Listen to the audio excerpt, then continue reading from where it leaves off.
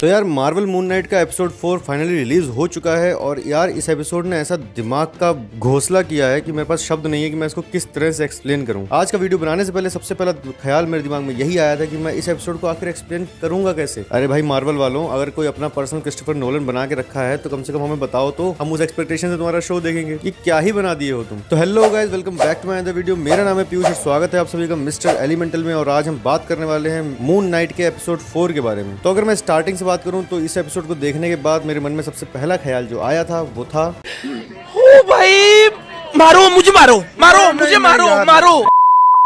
तो एपिसोड की शुरुआत होती है एपिसोड 3 के लास्ट से, जहां पर हम देखते हैं स्टीवन रेगिस्तान में बेहोश पड़ा हुआ है और वहीं पर कुछ इजिप्शियन माफिया आ जाता है, या हो सकता है कोई हैरो के लोग हों, वो उन पर गोलीबारी करना स्टार्ट करते हैं। लैला किसी भी तरह से स्टीवन को बचा के वहां से निकलती है और ये दोनों जा पहुंचते हैं किसी इजिप्शियन तहखाने में, जहां पर इन्हें बहुत एंशिएंट चीजें देखने को मिलती हैं और जिसको देखकर ये दोनों बहुत ही ज्यादा खुश हो जाते हैं। यहीं पर लैला को रियलाइज होता है कि स्टीवन के अंदर बहुत ज्यादा समझदारी और ईमानदारी की बात है, जिससे उसे स्टीवन की तरफ अट्रैक्शन हो जाता है। यहाँ पर हमको एक क्रीचर दिखाया जाता है जिसको उन्होंने हैकी का नाम दिया है। हैकी एक इजिप्शियन क्रीचर होते हैं जो कि मम्मी लाइक होते हैं। इनका मेन काम होता है इंसानों को मार के खाना और इजिप्शियन एंशिएंट चीजों की रक्षा करना। बट स्टीवन और लैला जब वहां पहुंचते हैं तो वो देखते हैं कि हैकी वहां पर लोगों को खा रहा है और ये दोनों अपनी जान बचा के उसके पास से भागते हैं। यहाँ पर हमें लैला का बहुत ही ऑसम एक्शन सीन देखने को भी मिलता है, जिसमें लैला अकेले ही एक हैकी मॉन्स्टर को आसानी से हरा देती है। यहीं पर लैला के पास आता है हैरो और हैरो उसको पूरी सच्चाई बताता है लैला के पिता की मौत की, जो कि बताता है कि मार्क को पूरी सच्चाई मालूम थी और मार्क ने ही उसको मारा है। ये सब सुनकर लैला स्टीवन के पास जाती है, जहां पर स्टीवन अलेक्जेंडर द ग्रेट की हलक से एमिट की टॉम को खोज लेता है और फाइनली उन्हें एमिट मिल जाती है। बट वहीं पर हैरो आ जाता है जो देखता है कि लैला और स्टीवन आपस में बहुत ज्यादा बहस कर रहे थे और वो यहाँ पर स्टीवन को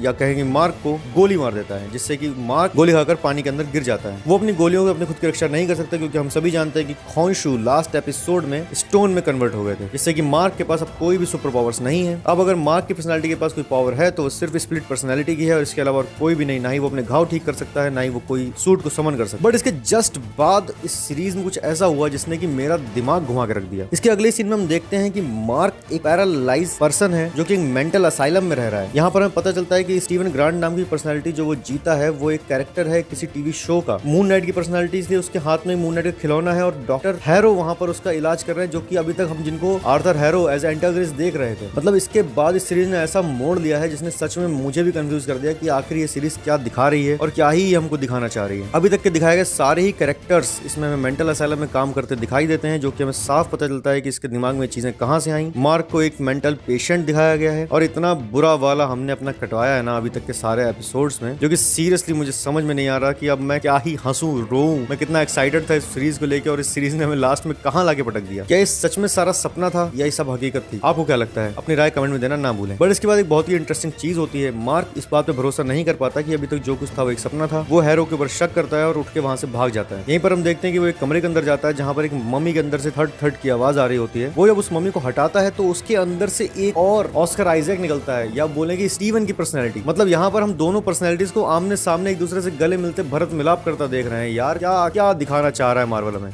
ये देख के स्टीवन का भी दिमाग घूम जाता है कि यार मार्क और स्टीवन आमने सामने खड़े हैं। उसके बाद कुछ देर बाद हम देखते हैं कि एक और मम्मी से थर्ड थर्ड की आवाज आ रही होती है, जो मोस्ट प्रोबेबली जेक लॉकली की ही पर्सनैलिटी होगी। बट मार्वल ने ना ही लास्ट एपिसोड में उसको रिवील किया और ना ही उसने इस एपिसोड में उसको रिवील किया। इसके बाद हम देखते हैं लास्ट में एक हिप्पोपोटेमस लाइक क्रीचर, जो कि बहुत बड़ा और भारी होता है और मुझे सीरियसली लगा था कि ये कोई इजिप्शियन गॉड है, जिसके म्यूजियम है, जिसके महल में ये सब लोग यहाँ पर हैं और ये मेंटल स्टेट में है। बट उसकी आवाज सुन के तो मेरी सच में हंसी छूट गई। उसकी आवाज एक लेडीज की आवाज थी और जो बोलती है हाय हेलो, और बस यहीं पर एपिसोड खत्म हो जाता है। तो यार ओवरऑल ये एपिसोड एक रोलर कोस्टर राइड था, जो कि हमको बीच में बहुत हाई एक्सपेक्टेशंस पे लेकर गया और लास्ट में उसने हमको ऐसी जगह पटक दिया जहां पर मुझे समझ में नहीं आ रहा है कि हम इसके बाद इस पर रिएक्शन क्या दें। मून नाइट सीरीज का हर एक एपिसोड पिछले वाले से हमेशा बेटर निकल के आ रहा है और अभी आने वाले 2 एपिसोड में क्या ही गुल खिलाएंगे सोच कर भी बहुत से अंदर से गूज बम से हो रहे हैं। ये सीरीज एक बहुत ही इंटरेस्टिंग मोड पे आके खड़ी हो गई है। अब हमको देखना यह है कि अभी तक हमने जो देखा था, जिसपे हम इतने सारे एक्सपेक्टेशन लगा रहे थे, वो सारी रियलिटी थी कि यह सब एक ख्वाब था। बहुत ही ज्यादा कंफ्यूजिंग चीज है यहाँ पर। बाकी आप अपनी राय कमेंट में देना ना भूलें। आज की वीडियो में बस इतना ही। मिलता हूँ बहुत जल्द आपसे नेक्स्ट वीडियो में। तब तक के लिए बाय बाय, टेक केयर।